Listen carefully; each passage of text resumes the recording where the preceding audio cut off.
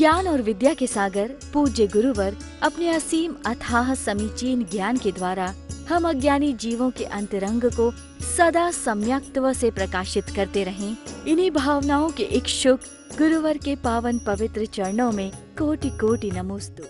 Desire for piece, शांति के लिए इच्छा करो। कोई भी काम व्यक्ति करता है जीवन में शांति के लिए ही करता है। अगर उसे शांति न मिले तो उस अच्छे से अच्छे काम को करने का भी कोई फायदा नहीं होता। इसलिए हर व्यक्ति के अंदर अगर एक प्यास पैदा हो जाए कि बस मुझे क्या चाहिए, शांति चाहिए। पूजा करने जा रहे हैं, क्यों करना है? मन की शांति के लिए। धर्म कर रहे हैं, किस लिए कर रहे हैं? कसायों की शांति के लिए। किसी ना किसी चीज की शांति के लिए वो चीज हो रही है। शांतिनाथ भगवान की स्तुति करने से आपको बस यही भाव आना चाहिए कि हम कोई भी काम करें किसी ना किसी चीज की शांति के लिए ही कर रहे हैं, और वो होता ही है, शांति के लिए ही किया जाता है। अगर हम आपसे पूछें आप भोजन कर रहे हो, क्यों कर रहे हो?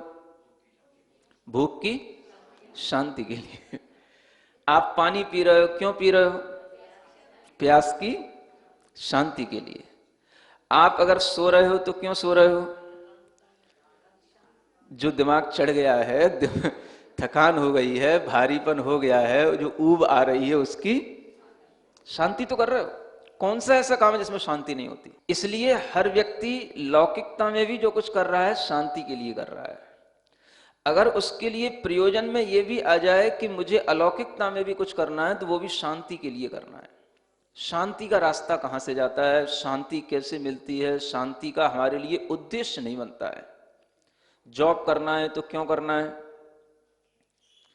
पढ़ रहे हैं तो क्यों पढ़ रहे हैं? किसकी शांति करेंगे पढ़ करके? जॉब करके किसको शांति मिलेगी? कुछ तो मिलेगी, किसी को तो शांति होगी।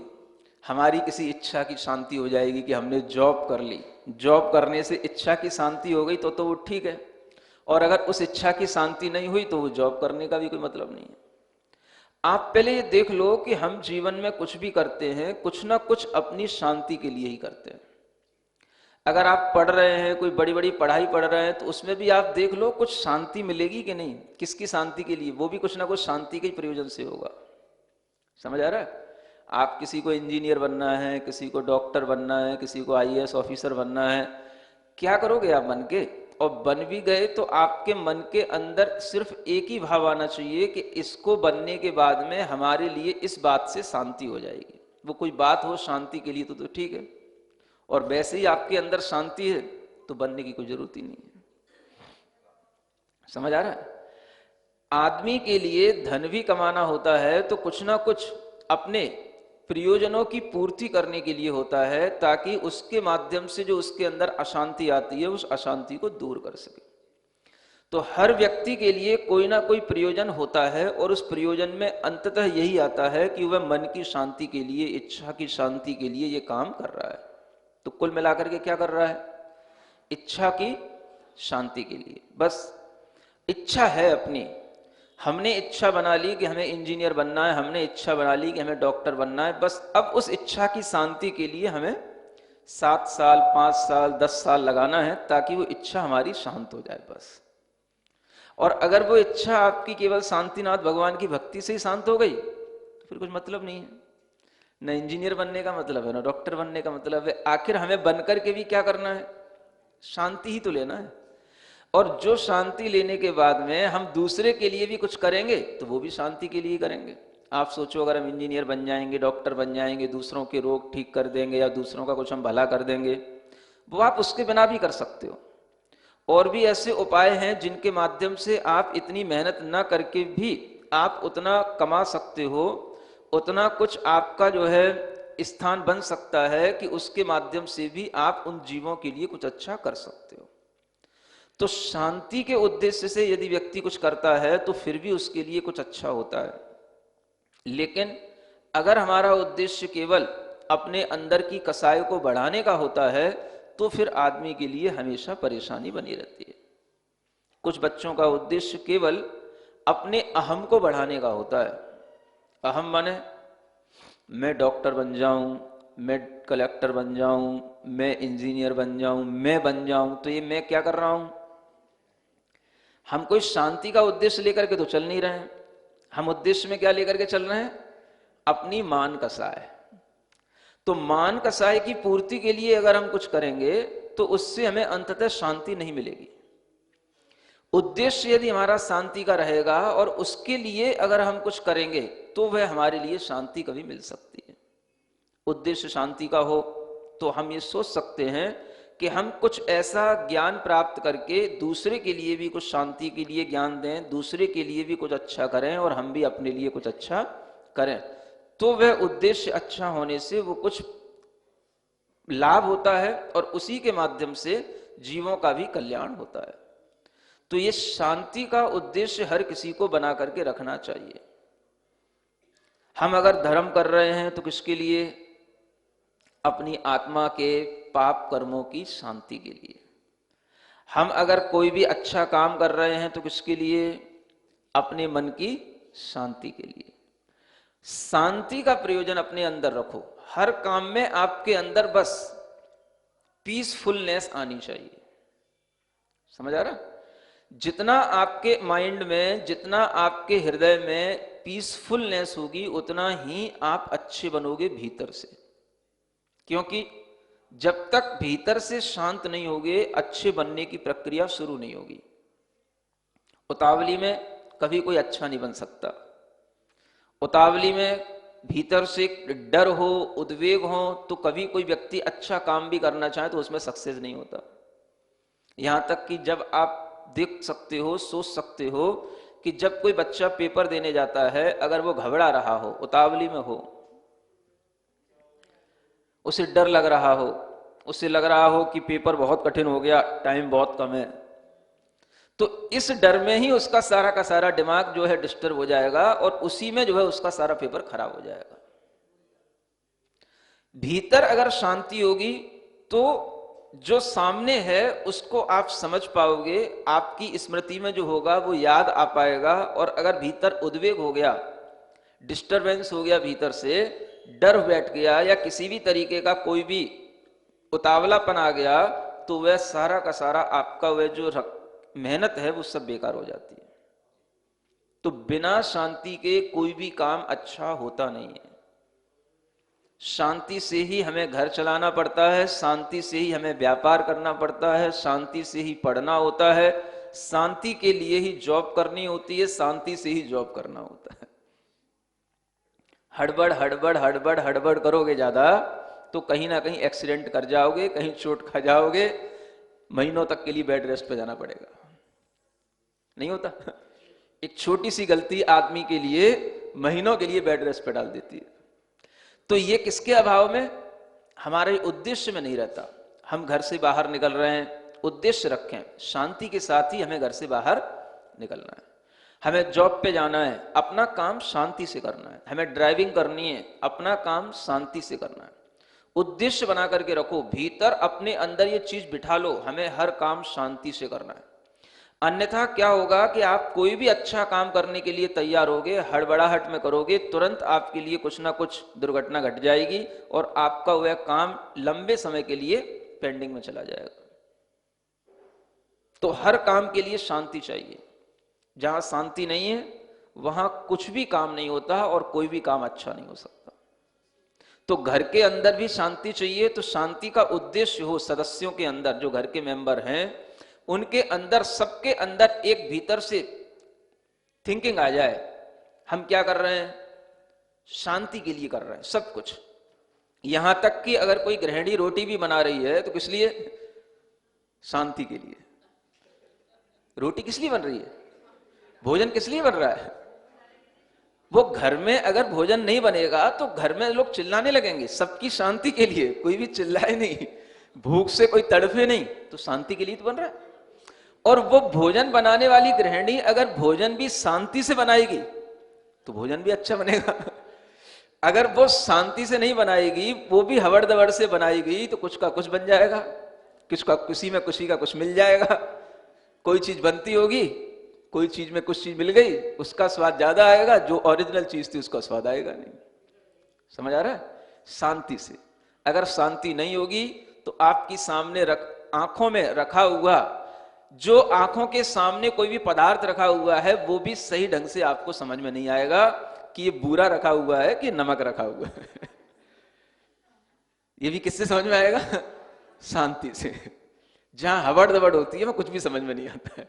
वो भी बिल्कुल पिसा हुआ, बिल्कुल वो भी बारीक सा बिल्कुल ऐसे ही रखा हुआ है, सफेद सफेद, और वो भी ऐसे ही सफेद सफेद है। समझ आ रहा है? लोगों को इतनी अशांतियां होती हैं, कई बार देखने में आता है कि सौंफ और इलायची में भी उन्हें अंतर समझ में नहीं आता है। समझ आ रहा है? अशांति का भाव तो सब जगह देखने को मिलता है, जबकि ये शांति के साथ होने वाली प्रक्रिया, हर जगह शांति होनी चाहिए। अशांति के भाव में आदमी के लिए यह भी समझ में नहीं आता है कि वो हाथ में जो कटोरी लिए हुए है उसमें जो सब्जी है उसे ये भी पता नहीं होता कि ये सब्जी किसकी है। अगर मैं बाई चांस कभी पूछ लूं हूं तो उसके मुंह से बस सीधा निकलेगा लौकी लौकी। अब वो चाहे किसी की भी हो उसे लौकी दिखेगी वो। आदमी को कुछ भी सोचने के लिए भी तो भीतर से शांति चाहिए ना। मतलब वो हम समझ लेते हैं कि आदमी भीतर से डरा हुआ है, अब इससे कुछ कहोगे तो ये तो अभी उठा के ये भी रख देगा अभी। तो कुछ ना कहो, वो हमें पता है कि क्या है। इसलिए देखने में आ जाता है कि आदमी के अंदर जब अशांति होती है तो उसका दिमाग बिल्कुल सही से चलता ही नहीं है। अगर चौके के अंदर किसी भी तरीके से श्रावकों में शांति का भाव नहीं होगा तो वो कुछ भी समझ ही नहीं सकेंगे कि क्या हमारे लिए करना है, क्या हमारे लिए सही है, क्या हमारे लिए गलत है। हर जगह शांति चाहिए। अगर आपके अंदर घबराहट है तो आप बनते हुए काम को भी बिगाड़ देंगे। अच्छा जो विचार आपके अंदर आ रहा होगा वो भी गलत हो जाएगा। और ये देखने में आता है कि जब व्यक्ति के अंदर घबराहट होती है तो वह सामने जो चीज लिए होता है उसे भी नहीं देता है, वो उसको रख देता है और दूसरी चीजें उठा उठा के लाता है। समझ आ रहा है? उसे क्या करना है उसे ये भी पता नहीं रहता, और जो चीज आवश्यक है वो उसके हाथ में है, लेकिन वो घबराहट के कारण से बुलाओ बुलाओ बुलाओ दूसरे को आवाज देगा, जो तेरे पास है वो नहीं देगा। तो मैं समझ लेता हूं इस आदमी के अंदर अंदर से अशांति चल रही है। अब क्या करूं? वहां तो कुछ शांति का उपदेश दे नहीं सकता। तो ये शांति जरूरी है, चौके में भी जरूरी है, आपके घर में भी जरूरी है। आप अपने घर में जिस तरीके से घर के लोगों को रखते हैं उन सबके अंदर अगर शांति का उद्देश्य आ जाए तो घर के अंदर शांति क्यों नहीं आएगी? उद्देश्य नहीं है बस। हर गृहिणी का उद्देश्य हो, हम आज भोजन बना रहे हैं शांति से बनाएं, घर के लोगों के लिए भोजन बना रहे हैं शांति से बनाएं। शांति से बनाएंगे तो उस भोजन में भी एक अलग स्वाद आएगा, एक अलग उसके अंदर फ्लेवर आएगा। वो फ्लेवर आपको पता नहीं होगा, उतना शांत भाव का फ्लेवर आएगा। अगर हमारे अंदर कोई भी तरीके की क्रिया चल रही है तो हम उसको तुरंत उद्वेग को शांत करने की कोशिश करें और उसी शांति से हमारे सब काम अच्छे बनते हैं। आप कपड़े पहन रहे हो, अगर शांति नहीं है तो कैसे कपड़े पहन लोगे? समझ आ रहा है? उल्टा सीधा कुछ भी हो सकता है, बटन नीचे का ऊपर लग सकता है, ऊपर का नीचे लग सकता है। शांति नहीं होगी तो कुछ का कुछ हो जाएगा। आप काजल लगा रहे हो आंखों में, अगर शांति नहीं होगी हड़बड़ाहट में काजल लगाओगे तो काजल कहां का कहां लगेगा। कोई भी मेकअप करना होता है शांति से ही होता है। बताओ कौन सी काम अशांति से होता है? आप सीखते क्यों नहीं? हर काम हमारे लिए शांति के उद्देश्य के साथ होना चाहिए और हमें हर समय पर यह सीख मिलनी चाहिए कि हर काम को हमें शांति के साथ ही करना है। आप ड्राइविंग कर रहे हो, गाड़ी अगर तेज चलाओगे, हड़बड़ाहट में चलाओगे, अशांति में कोई भी दुर्घटना हो जाएगी। शांति, तुरंत मन में भाव लाओ। शांति धारा करते करते तुम लोगों को इतने दिन हो गए हैं कि शांति धारा तो बस 10 मिनट में हो जाती है, लेकिन वो शांति धारा से क्या होगा? शांति तो मन के अंदर आनी चाहिए।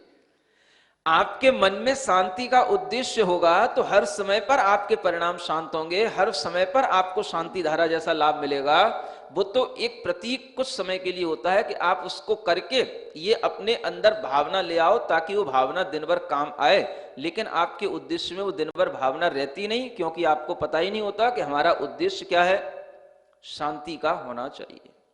तो आचार्य कह रहे हैं भगवान शांतिनाथ की भक्ति करते करते अनेकों असंख्यातों जीव आत्म शांति को प्राप्त कर चुके हैं। अपना नंबर अभी नहीं आया है। जब भी नंबर आएगा तब आएगा जब हम अपना भी उद्देश्य बना लें कि हाँ भगवान, हमें भी आपकी तरह ही शांति चाहिए। उद्देश्य बना लो पहले। ये शांतिष्टक समाप्त होने वाला है, आज अंतिम है। आज के बाद फिर आपको उपदेश नहीं दिया जाएगा। सुन रहे हैं? अंत में इतना ही सीख लो कि हमारे जीवन में हर काम कैसे हो, शांति के साथ हो। कुछ भी काम करो शांति के साथ करना है। विचार अगर शांति के साथ होगा तो अच्छा विचार होगा, अगर हड़बड़ाहट में होगा तो अच्छा विचार भी हमारे लिए बुरा सिद्ध हो जाएगा। इसलिए सबसे अच्छा उद्देश्य यह है कि हम अपने जीवन का उद्देश्य बना लें। हमें क्या चाहिए? हमें तो शांति चाहिए। किसकी शांति? अपने मन की शांति। मन की शांति हो गई तो फिर अपने कसायों की शांति, अपने पापों की शांति, अपने अंदर उठने वाले अनेक तरीके के विकल्पों की शांति, इच्छाओं की शांति। हमें इसी के ऊपर शांति धारा डालनी है। समझ आ रहा है? अपने ऊपर शांतिनाथ भगवान की भक्ति की धारा डालो, जिससे कि उस आत्मा की अंदर शांति की भावना बढ़ती चली जाए। वो तो 10 मिनट में होने वाली प्रक्रिया जो आप मंदिर में कर लेते हो, दिन भर तो अशांति रहते हो। भगवान की भक्ति भी करने बैठोगे, अष्टक पढ़ लोगे, ये भी 5 मिनट में पढ़ लोगे। लेकिन ये चीजें जब तक हमारे जीवन में लंबे समय तक घुलेंगी नहीं, तब तक हमें भीतर से भगवान के प्रति भक्ति का आनंद नहीं आएगा। भगवान की भक्ति के माध्यम से जो हमें लाभ मिलना चाहिए था वो नहीं मिलेगा। तो हर काम हमें अपने जीवन में सिर्फ पीसफुलनेस के लिए करना है। क्या हमारा मोटिव होना चाहिए? बस हमें इससे शांति मिलती, बस इसलिए हम ये काम करते हैं। अगर आपके मन में इतना भी उद्देश्य होगा तो भी वह आपके लिए बहुत अच्छा होगा। कोई आपसे पूछता क्यों जाते हैं मंदिर, क्या चाहिए? ये मिलेगा, वो मिलेगा, ये मिलेगा, वो मिलेगा, बातें करने की जरूरत ही क्या है? हमें मंदिर जाने से शांति मिलती है, बस इतना उद्देश्य रखो। अगर सामने वाला उस शांति के महत्व को नहीं समझ रहा है तो वो भी धीरे धीरे समझेगा। और आपके मन में अगर ये विचार आएगा तो आपके मन में विचार आते ही आपके परिणामों में शांति आने लग जाएगी। आप केवल मन में विचार कर लो, मेरा मन शांत है, देखो आपके अंदर शांति आती कि नहीं, सिर्फ विचार करने मात्र से। जब भी आपके अंदर गुस्सा आए, मेरा उद्देश्य शांति का है, मुझे गुस्सा करके अशांत नहीं होना है, बस मन का विचार आएगा तो शांति हो जाएगी। जीवन में हर काम इस शांति के उद्देश्य से करने का एक मन में भाव बना लो। इसमें कोई आपको नुकसान नहीं होगा, ये आपके जीवन का बहुत अच्छा उद्देश्य होगा और इसी के माध्यम से आपको हर समय पर शांतिनाथ भगवान की याद आती रहेगी। किसी भी तरीके का आपके मन में कोई भी दुर्भाव आए, ओम अरहम परम शांति, बस ये हो गई शांति धारा। ये क्या है? किसके ऊपर? भगवान के ऊपर शांति धारा डालने से मतलब क्या है? अपने ऊपर डालो शांति धारा। ओम अरहम परम। दिन में जितने बार तुम इस मंत्र को बोलोगे उतनी ही बार तुम्हारी आत्मा पर शांति धारा होगी, उतनी ही बार तुम्हारी आत्मा के अंदर शांति का भाव आएगा इस मंत्र के माध्यम से।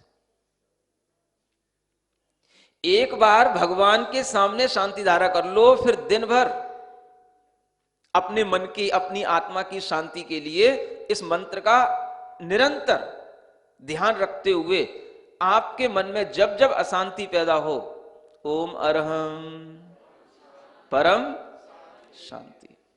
सामान्य शांति नहीं चाहिए, परम शांति, सुप्रीम पीस जो भगवान के पास है, परम शांति। परम में जितना भी उत्कृष्टता है वो सब आ जाती है। परम का मतलब उत्कृष्ट, अनंत, जो अव्याबाद है, अचिंत्य है, वो जो कल बताया था, परसों बताया था, वो सब इसी परम भाव में सब आ जाता है। आपके मन में बस विचार आएगा तो अपने आप, जब हम बड़ा विचार लेकर के चलते हैं तो उससे छोटे मोटे काम तो अपने आप हो ही जाते हैं। जब हम अनंत शांति का भाव रखेंगे परम शांति का भाव रखेंगे, थोड़ी शांति तो आएगी। आती है, आप मन में देख लो। जब भी कभी आपके मन में किसी भी तरीके की आकुलताएं पैदा होती हैं, आप अपने लिए कभी नहीं बोलते हो, लेकिन अगर कोई दूसरा अशांत आपको दिख रहा होगा तो आप उसके लिए कह दोगे भैया शांत हो जाओ, भैया शांत हो जाओ, बहुत हो गया, ओम शांति। ज्यादा नहीं मान रहा है तो फिर आप दूसरे के लिए तो बोलते हो, लेकिन कभी जब आपके अंदर अपने लिए खुद बोलना आने लगे तब आप समझना कि आप अपने लिए भी शांति चाह रहे हो। जैसे हमें दूसरे के द्वारा पैदा की गई अशांति अच्छी नहीं लगती, वैसे ही हमारे द्वारा की गई भी अशांति किसी को अच्छी नहीं लगती। तो हमें भी अपने वचनों से, अपने भावों से किसी के लिए कोई भी अशांति का भाव लाना ही नहीं है। क्या भाव लाना है? सबके लिए जगत में शांति हो, सबके पापों की शांति हो, सबकी व्याधियों की शांति हो, सबके अंदर कसायों की शांति हो, ये भाव लाओ। और इस भाव में अगर आप रहने लग जाओ तो धीरे धीरे उसी भाव से फिर अपने अंदर भाव लाओ, मेरे पापों की शांति हो, मेरे कसायों की शांति हो, मेरे क्रोध की शांति हो, मेरे मान की शांति हो, मेरी माया की शांति हो, मेरे अंदर उठने वाले लोभ परिणामों की, कषाय भावों की, इच्छाओं की शांति हो। कोई आदमी अपनी इच्छाओं को शांत करने के लिए कभी अपने ऊपर शांति धारा डालता है? कभी कभी नहीं डालता। इच्छा पैदा हो रही हो, हम जान रहे हैं उस इच्छा के कारण से हम परेशान हो रहे हैं, हम भीतर ही भीतर अपने मन में क्या करें, हे भगवान, हे शांतिनाथ भगवान, मेरी ये इस इच्छा की शांति हो, मेरी इच्छा की शांति हो, ओम अरहम परम शांति। अपने ऊपर ये धारा डालो। सुन रहे हो?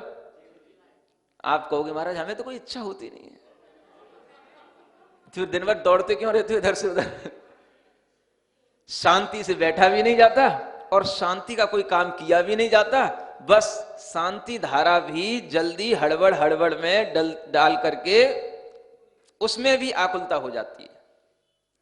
कोई भी काम निराकुल होकर के करो, शांत भावों के साथ करो, उसी से आपको अपने अंदर ये प्रयोजन बना रहेगा कि हमारा प्रयोजन आत्म शांति का है, लड़ने का नहीं, झगड़ने का नहीं, छोटी छोटी सी बातों पर कसाई करने का नहीं, अपना अहम बढ़ाने का नहीं, हमें अपना अहम कम करने का है।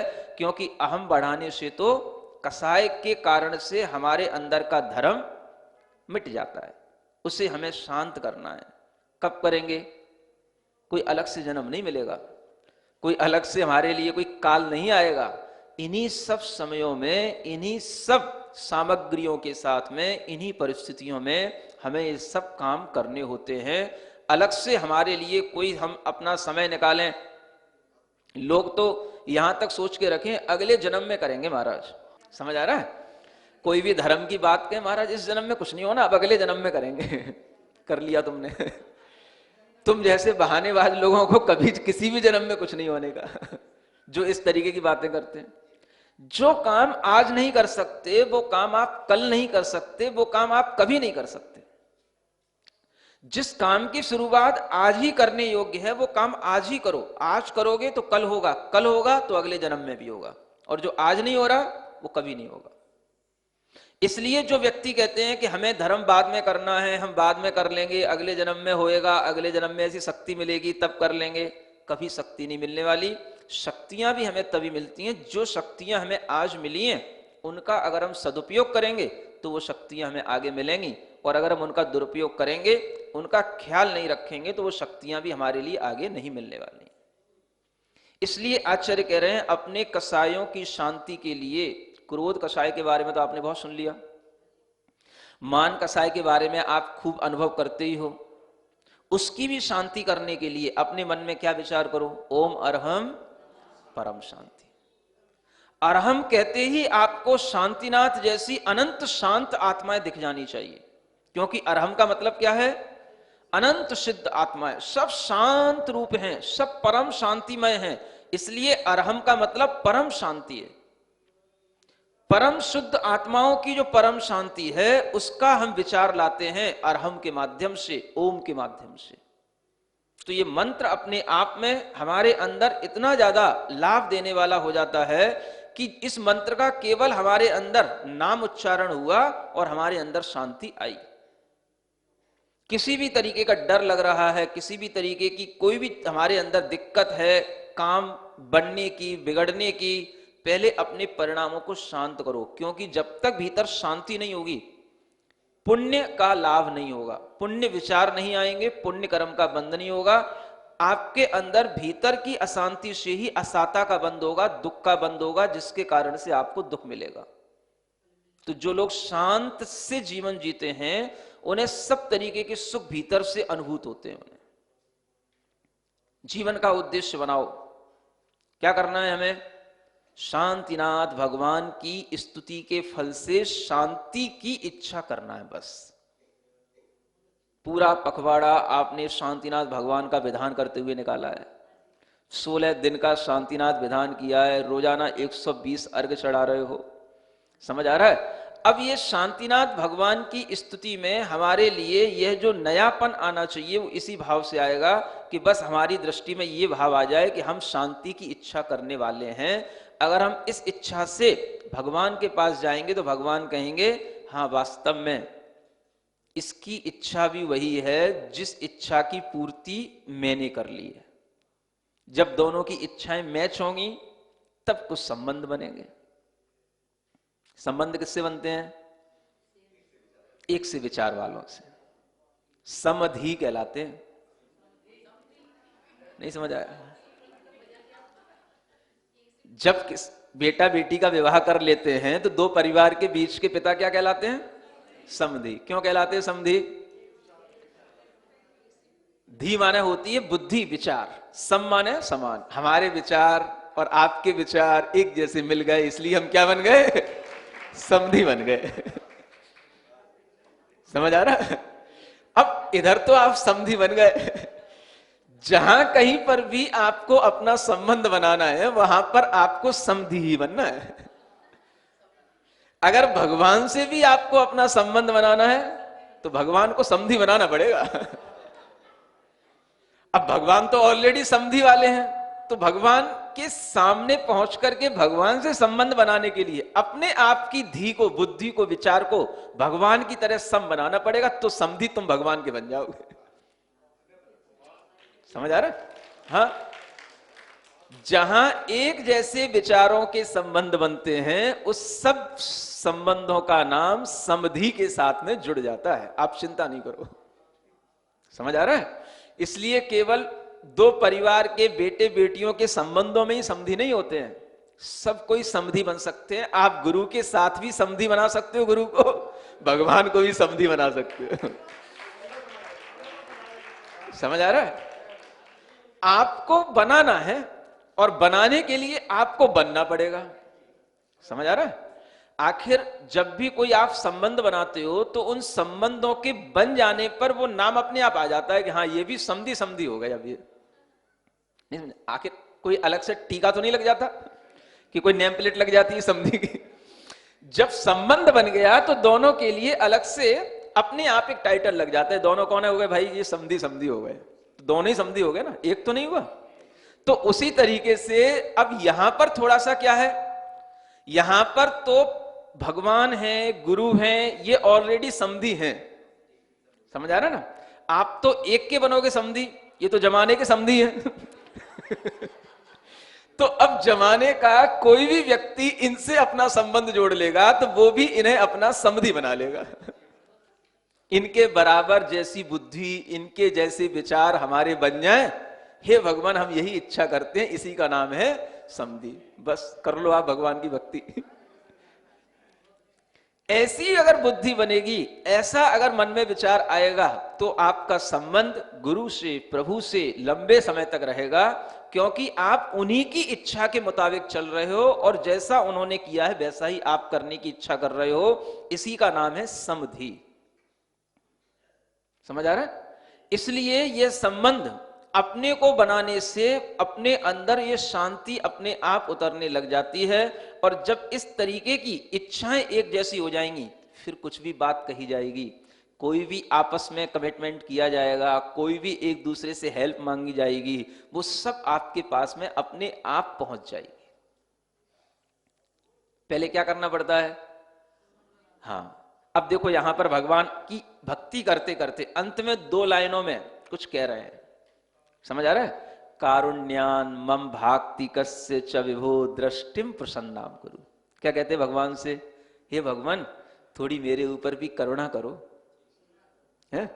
अपनी करुणा से मुझ भक्त के लिए हे भगवान अपनी दृष्टि थोड़ी प्रसन्न बनाओ। क्या कह रहे हैं? अपनी दृष्टि मेरे ऊपर थोड़ी प्रसन्न करो। ये तो ऐसी बात हुई जैसे कोई बिल्कुल अनाड़ी बात कर रहा हो, नहीं समझ आ रहा है?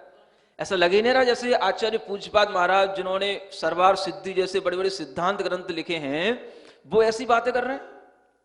एक तो करुणा करो, तो भगवान कभी करुणा करते क्या? अगर हम सिद्धांत लगाने बैठ जाए यहां पर, तो भगवान क्या करुणा करेंगे?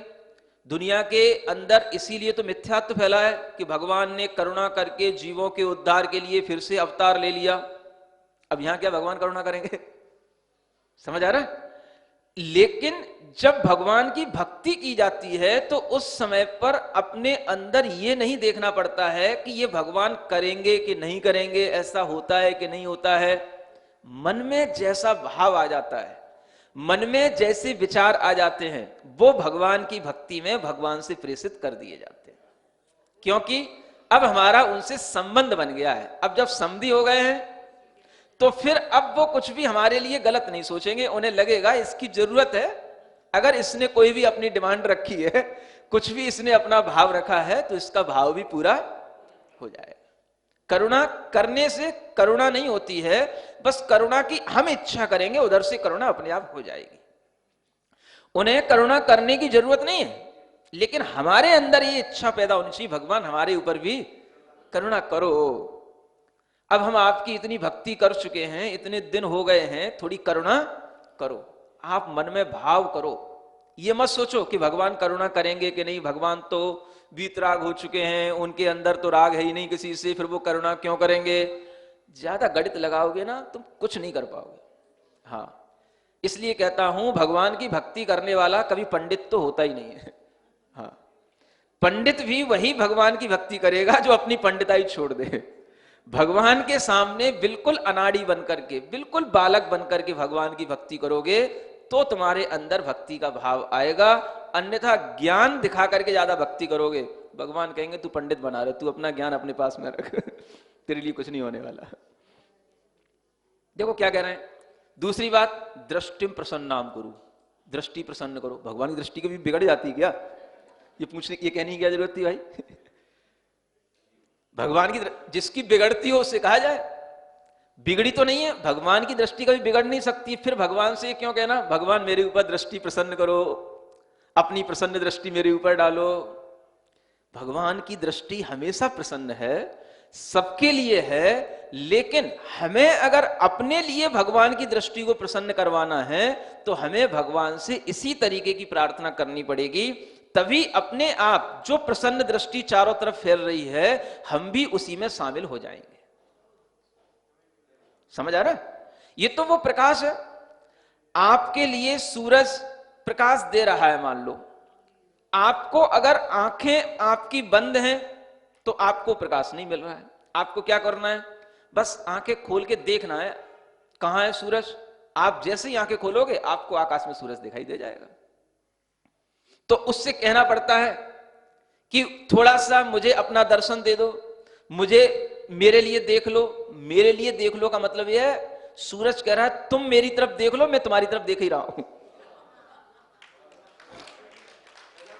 समझ आ रहा है? वो तो हमेशा तुम्हारी तरफ देख रहा है, तुम देख लो मेरी तरफ। तो वही चीज यहां पर है। भगवान से कहा जा रहा है कि भगवान मेरे ऊपर दृष्टि डाल लो। भगवान की दृष्टि सबके ऊपर पड़ रही है, बस तुम अपनी दृष्टि में ये ले आओ कि हाँ मेरे ऊपर भगवान दृष्टि डाल रहे हैं, तो इसका मतलब है आपके ऊपर भगवान की दृष्टि आ गई। इसी का भाव है कि भगवान ने हमारे ऊपर करुणा कर दी। ये समझने की बातें हैं। अगर यहां पर कोई पंडित बैठ जाए विवाद करने को, तो वो कहेगा ये आचार्य की स्तुति हो ही नहीं सकती है, इतने बड़े पूज्यपाद आचार्य ऐसी बातें। अज्ञानता की कर ही नहीं सकते हैं? क्या भगवान करुणा करते हैं? क्या भगवान की दृष्टि अप्रसन्न रहती है? जो प्रसन्न करने की बात कही जाए, जिसकी दृष्टि टेढ़ी हो, क्रोधित हो, उससे कहा जाए भाई दृष्टि थोड़ा शांत कर लो, दृष्टि हमारे ऊपर प्रसन्न कर लो। उनकी दृष्टि तो हमेशा प्रसन्न है। ज्ञान और विद्या के सागर पूज्य गुरुवर अपने असीम अथाह समीचीन ज्ञान के द्वारा हम अज्ञानी जीवों के अंतरंग को सदा सम्यक्त्व से प्रकाशित करते रहें। इन्हीं भावनाओं के इच्छुक गुरुवर के पावन पवित्र चरणों में कोटि कोटि नमोस्तु।